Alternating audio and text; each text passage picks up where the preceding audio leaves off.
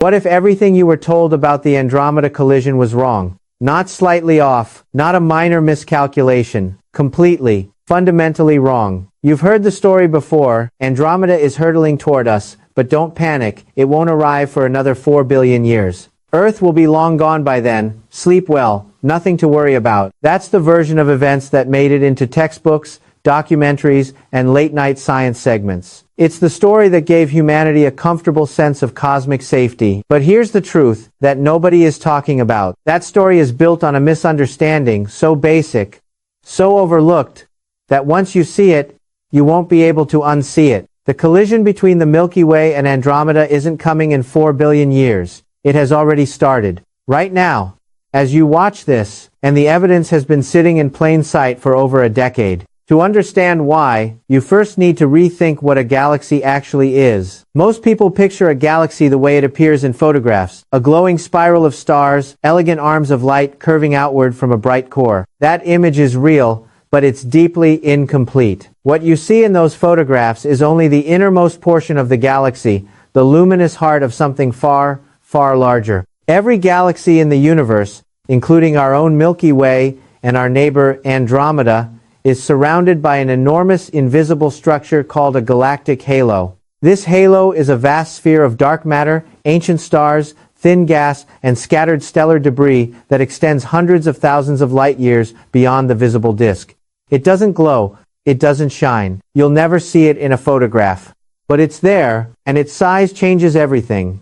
For the Milky Way, this halo stretches roughly 1 million light years in diameter. Let that sink in. The part of our galaxy, you can actually see the spiral arms, the glowing core spans about 100,000 light years across. The full halo is 10 times larger. 10 times. And Andromeda has one too. In fact, Andromeda's halo is even more impressive than ours. Measurements from the Hubble Space Telescope have revealed that Andromeda's halo extends at least 1.3 million light years from its center.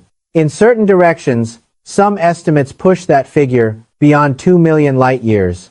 Now do the math. Andromeda sits 2.5 million light years away from us. Its halo reaches at least 1.3 million light years in our direction. Our own halo extends at least 500,000 light years toward Andromeda. Add those numbers together, and the conclusion is unavoidable. The halos don't just approach each other, they overlap. They are already touching. Right now, at this exact moment in time, the outer edges of our galaxy are mixing with the outer edges of Andromeda. Gas clouds are colliding in the space between us. Dark matter structures are beginning to interact. Gravitational forces are pulling and tugging across what we once thought was an empty void. The collision that generations of scientists described as a distant future event has quietly, invisibly, already begun. And NASA has known this for years. The data has been published, the research papers have been peer-reviewed and confirmed. But somehow, this extraordinary fact never made it into the headlines. Somehow the public story remained frozen on that reassuring 4 billion year number, while the actual science moved on without it. That gap between what researchers know and what the public has been told deserves a much closer look. Stay with me, because in the next part, I'm going to walk you through the hard scientific evidence that proves this is happening and show you what astronomers discovered when they finally turned their most powerful instruments toward the space between our galaxies. When astronomers first began mapping galactic halos in serious detail, most of them assumed these regions were essentially empty. A few stray stars, some thin wisps of gas, nothing significant enough to change the larger picture. The halo was considered a footnote to the real galaxy, not a character in the story. That assumption collapsed in 2015 when a team of researchers pointed the Hubble Space Telescope at something unusual: quasars. These are extraordinarily luminous objects located billions of light years behind Andromeda, so bright they can be seen across cosmic distances. As their light traveled toward Earth, it passed directly through Andromeda's halo. And light, when it passes through matter, carries the fingerprints of everything it touches. By analyzing how that quasar light was absorbed and altered on its journey through the halo, scientists were able to map Andromeda's invisible outer region in greater detail than ever before. What they found shattered every prior assumption. Andromeda's halo wasn't thin, It wasn't sparse. It was massive, dense, and extended far beyond anything the models had predicted. The material contained within it was enough to account for more than half the mass of all the visible stars in Andromeda's disk, billions upon billions of solar masses of gas, dust, and dark matter spread across more than 1,000,000 light-years of space. It was a discovery that rewrote the scale of what a galaxy truly is. But the part that stopped researchers cold came when they traced the outer boundary of that halo. They found it wasn't floating in isolation. It was already making contact with the Milky Way's own halo. The two galaxies, long portrayed as separate islands drifting through a black void, were not separate at all. They were connected, joined by a bridge of shared material, a cosmic handshake that had apparently been underway for millions of years, without anyone noticing. Every artist's rendering you've ever seen of the Andromeda collision, two clean spirals approaching each other across empty darkness, is a fiction. Reality is far messier, far more intimate, and far more immediate than that image suggests. The space between our galaxies is not empty. It is alive with the mingled material of two galactic systems already in the process of becoming one. And the evidence doesn't stop with the halo mapping. When astronomers turned their attention to the stars in our own galaxy's outer regions, they found something that had no easy explanation. Stars carry chemical fingerprints, unique signatures written in the ratios of elements embedded in their atmospheres during the moment of their formation. A star born inside the Milky Way looks chemically distinct from a star born somewhere else. These signatures are reliable enough that scientists can use them to trace a star's origins across cosmic distances. And when researchers examined the stars populating the outer reaches of our galactic halo, some of those stars didn't match. Their chemical makeup didn't align with anything formed inside the Milky Way. They were foreign, born somewhere else, and somehow ended up here. Some of these outsiders came from dwarf galaxies, our own galaxy consumed long ago. The Milky Way has a long history of absorbing smaller neighbors, and the fingerprints of those meals are written into our halo, but others don't match any known dwarf galaxy. Their origins remain genuinely unexplained, and that raises a question that more and more researchers are beginning to take seriously. What if some of those chemically foreign stars came from Andromeda? What if the ongoing halo interaction has already begun to transfer stellar material between our two galaxies? What if stars born in Andromeda are already orbiting within our own sky, hiding in plain sight among the billions we call our own? The answer to that question requires understanding what galactic halos are truly made of, and that's where the story gets genuinely strange. Here is a fact about the universe that most people have heard, but few have truly absorbed. Everything you can see, every star, every planet, every glowing nebula, every swirling galaxy captured in a telescope image, makes up only about 15% of the total mass of the universe. The remaining 85% is something we cannot see, cannot touch, and have never been able to directly detect. We call it dark matter, and the name is accurate. It emits no light. It absorbs no light. It does not interact with normal matter in any of the familiar ways.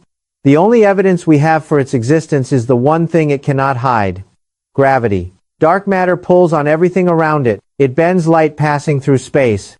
It shapes the rotation of galaxies, holding them together against forces that would otherwise tear them apart. Without it, galaxies as we know them simply would not exist. And here is the part that changes the entire story of the Andromeda collision. The galactic halo, that enormous, invisible sphere surrounding every galaxy, is made primarily of dark matter. The stars and gas visible within the halo are trace elements, scattered islands floating in a vast ocean of invisible mass. So when scientists say that the Milky Way's halo and Andromeda's halo are already overlapping, they are not describing a gentle interaction between thin clouds of gas. They are describing the collision of two enormous dark matter structures, each containing hundreds of billions of solar masses of material, pressing against each other across the void right now. Dark matter interactions don't wait politely for the visible portions of galaxies to arrive.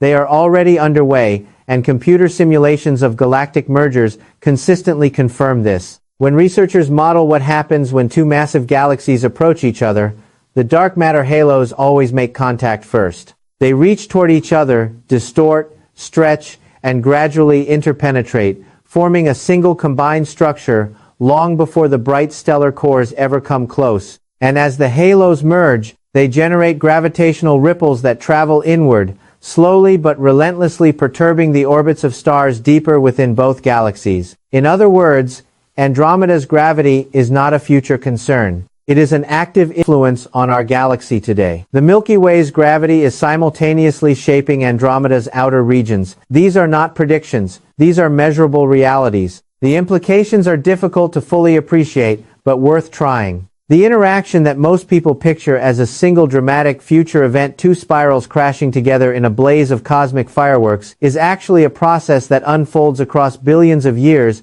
and the earliest stages of that process began long before human civilization existed. By the time the visible cores of our two galaxies finally merge roughly 4 billion years from now, they will be the closing act of a collision that started in the age of the dinosaurs and continued through every chapter of human history without anyone knowing. We are not standing at the edge of something about to happen.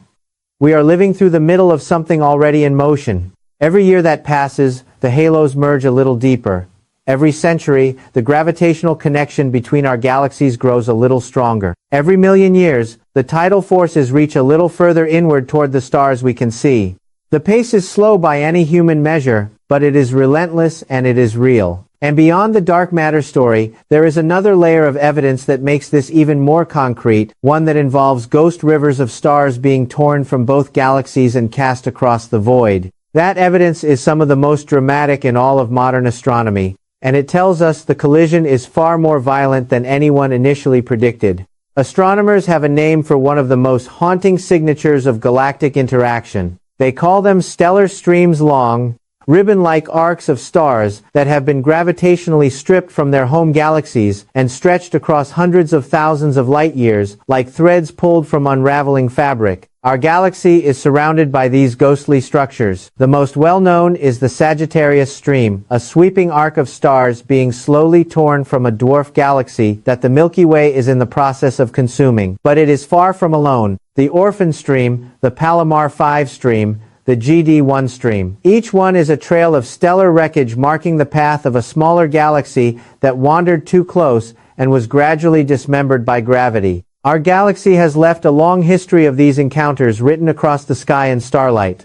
But here is where recent research takes a genuinely unexpected turn. Some of the stellar streams discovered in our galactic halo do not trace back to any known dwarf galaxy. Their chemical signatures are unusual. Their trajectories, when calculated backward through time, don't point inward toward the Milky Way's core the way they should if they originated locally. Instead, they point outward in the direction of Andromeda. A growing number of scientific papers have proposed that some of these streams may have originated from interactions with Andromeda's outer regions, meaning that stars are not just being exchanged between our galaxies as a theoretical future possibility. It may be happening now. The implications of that possibility expand rapidly. If stellar material is already flowing between our two galaxies, then gas is flowing too. And gas is the raw ingredient of star formation. Where gas clouds collide and compress, new stars ignite. Where new stars form, planets eventually coalesce from the surrounding disk of material. And on some of those planets, given the right conditions and enough time, chemistry becomes biology, biology becomes complexity, and complexity becomes something capable of looking up at the sky and asking questions. The connection between two colliding galactic halos and the potential for life somewhere in the universe is not a poetic leap. It is a chain of physical processes, each one following from the last. Consider the full scale of what is being described. The Milky Way contains somewhere around 300 billion stars. Andromeda holds roughly 1 trillion. Between them and their satellite galaxies, the local group represents a combined stellar population, approaching 2 trillion individual suns, with trillions of orbiting planets and countless moons. All of that material is slowly being stirred together, mixed across millions of light years over millions of years, the way two currents blend when rivers meet. And we are not watching this from outside. We are inside it, carried along by it, built from the same matter that is being reshuffled by forces operating on a scale no human mind was built to easily grasp. Beyond the stellar streams, researchers have also identified something even more structurally significant in the space between our galaxies. A massive filament of interconnecting matter that rewrote the understanding of how our local corner of the universe is organized. It connects the Milky Way and Andromeda, not just through overlapping halos, but through an actual bridge of intergalactic material, gas and dark matter flowing between the two galaxies, like a river between distant continents. This filament was detected through its subtle effect on the cosmic microwave background radiation, the faint afterglow of the Big Bang that permeates all of space. Estimates place the mass of this filament at hundreds of billions of solar masses, enough material to build entire galaxies from scratch. And all of it is slowly funneling toward the gravitational midpoint between us and Andromeda, drawn by the combined pull of both galaxies at once. There is a reassurance that gets repeated every time the Andromeda collision comes up, and it sounds convincing on the surface. Yes, the galaxies will merge, but space is so vast that individual stars will almost never actually collide. The odds of any two stars striking each other are effectively zero. Our solar system will drift through the merger undisturbed. Earth will be fine. And to be fair, the first part of that statement is technically accurate. Stars really are tiny compared to the distances separating them, and two galaxies genuinely can pass through each other without a single direct stellar impact. But the reassurance leaves out something critical, and that omission changes the conclusion entirely. Gravity does not require physical contact to cause disruption. It operates across distance. And during a galactic merger, gravitational chaos does not politely spare individual solar systems. When two massive galaxies interact, their combined gravitational field becomes extraordinarily complex. Tidal forces shift and rotate as the mass distribution changes. Stars that have traveled stable, predictable orbits for billions of years suddenly find those orbits perturbed by forces they have never encountered. Some stars get flung outward with enough energy to escape the merged galaxy entirely, sailing off into intergalactic space to wander in isolation forever. Others get hurled inward, toward the dense and dangerous galactic core. Still others get captured by the gravitational influence of passing stellar clusters and redirected into completely new and unpredictable paths. The merger doesn't destroy stars through collision. It reorganizes the entire stellar population through gravitational disruption, and no orbit is guaranteed to survive intact. Computer simulations of the eventual Andromeda merger have calculated that our own sun carries roughly a 12% probability of being ejected from the resulting combined galaxy entirely. That is not an insignificant number. 1 in 8 odds that the star at the center of our solar system gets thrown out into the void between galaxies, taking everything orbiting it along for a journey to nowhere. And even if our sun remains within the merged galaxy, its orbital position will almost certainly change. Right now the Sun sits approximately 26,000 light-years from the Milky Way's center, in a relatively calm and stable region of the galaxy. After the merger, it could end up almost anywhere, pushed into the crowded central regions where stellar encounters are far more frequent, dragged into a spiral arm dense with supernovae, relocated to a region with entirely different radiation conditions and neighboring stars. The surface of Earth would remain intact, but the cosmic neighborhood surrounding it would be transformed beyond recognition. The standard reassurance assumes our current galactic environment will persist through the merger, and that assumption simply does not hold up against the simulations. But here is where the timeline becomes critical once again. Remember, the halos are already merging. The gravitational effects are already propagating outward from both galaxies.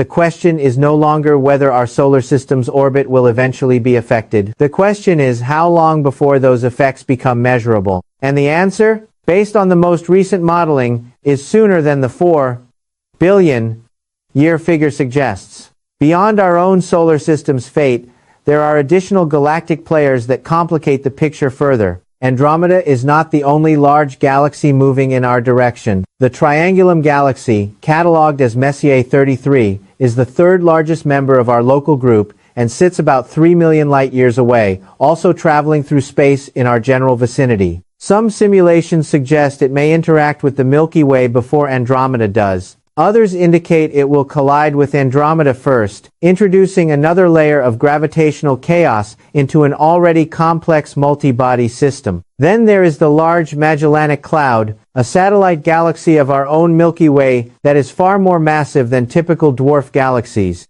Recent research indicates it is on a direct collision course with us, with impact estimated around 2.4 billion years from now, well ahead of the main Andromeda event. The evidence supporting an ongoing halo merger does not rest on a single observation or a solitary team of researchers. It comes from multiple completely independent sources, each using different instruments, different methods, and different datasets, all arriving at the same conclusion. That convergence is what makes the scientific case so difficult to dismiss. The Hubble quasar absorption studies established the true scale of Andromeda's halo. Those findings have been replicated and refined over the past decade, and the size of the halo is no longer a matter of scientific debate. Separately, the European Space Agency's Gaia satellite has spent years mapping the positions and motions of more than 1 billion individual stars within the Milky Way, with a level of precision that was previously impossible. That data has revealed something striking. The outer halo of our galaxy is not symmetrical. It is distorted, stretched specifically in the direction of Andromeda. That kind of asymmetry is precisely what you would expect to find if Andromeda's gravity were already exerting a measurable pull on the outermost regions of our galaxy. Beyond Gaia, multiple experiments measuring the cosmic microwave background have detected the filament of matter connecting our two galaxies. Instruments including the Planck satellite and various ground-based observatories have confirmed the existence of this intergalactic bridge through its subtle but unmistakable effect on the background radiation left over from the Big Bang. And modern supercomputer simulations, running models that track millions of individual particles across billions of simulated years, consistently reproduce the same behavior halo interactions, beginning long before core mergers, with the precise timing dependent on halo size, and the measured halo sizes placing that initial contact firmly in our past. So why hasn't this become a major public story? Why do most people still associate the Andromeda collision exclusively with a number that is 4 billion years away? Part of the answer lies in how scientific language works. When researchers describe the halos as merging, they are using precise technical terminology. The general public hears the word merger and pictures the dramatic imagery of two spirals crashing together in a blaze of light. The gap between what the language means to a scientist and what it conjures in the imagination creates genuine confusion. Another part of the answer is that the visible, dramatic consequences remain billions of years in the future. There is no immediate threat, no urgent danger, and without urgency, the story lacks the quality that drives headlines. The slow, invisible interaction happening in the outer reaches of our galaxy simply doesn't compete with the spectacular imagery of the eventual merger for public attention. But there is something deeper at work too, something more human. We are not naturally equipped to process deep time. 4 billion years is a number we can pronounce but cannot genuinely feel. Our species has existed for around 300,000 years. Written history spans barely 5,000. Against that backdrop, 4 billion years feels safely unreal, a number belonging to a future so distant it has no claim on the present. But the halo merger is happening now, within the era of our civilization, within the span of human existence on this planet. And that feels different. That feels uncomfortably close. Here is what the science ultimately asks us to accept. We are not observers waiting for a cosmic event to begin. We are participants in one that is already underway. The universe is not a static backdrop for the human story. It is dynamic at every scale, constantly changing, constantly creating new structures from old ones. The Andromeda merger will not end in destruction. It will end in creation, a new galaxy, larger than either parent, seeding new stars, new planets, and perhaps new questions asked by forms of life we cannot yet imagine. You are part of this story. Every atom in your body is part of this story. And the next time you find that faint smudge of light in the night sky that is Andromeda, you will know you are not looking at something distant and separate. You are looking at your galaxy's future partner, already reaching toward us, already touching us, already beginning to become us. If this video changed the way you see the universe, share it with someone who needs to look up at the sky a little differently, and subscribe so you never miss the next secret the cosmos is hiding in plain sight.